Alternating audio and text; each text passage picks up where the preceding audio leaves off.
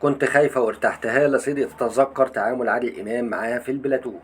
أعربت الفنانة هالة صدقي عن سعادتها بالعمل مع النجم الكبير عادل إمام في فيلم زوج تحت الطلب ومسلسل عفاريت عادل علام. وقالت هالة صدقي في تصريحات خاصة بالتزامن مع عيد ميلاد الزعيم: اشتغلنا أنا والزعيم عادل إمام في زوج تحت الطلب، وبعدين قعدنا 20 سنة ما نشتغلش مع بعض، وبعدين في عفاريت عادل علام هو اللي رشحني للدور وأصر عليا.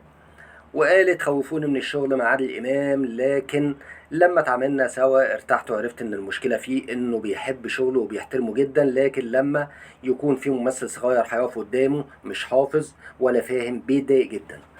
واضافت: كان في مشهد بيجمعنا وكان طويل جدا 3 صفحات وهو ما بيتكلمش، وكان المشهد مهم بالنسبة لي، لكن تاني يوم قال لي لازم نشيل من المشهد شوية. قلت له: تمام عندك حق، لكن انا جاي حافظة.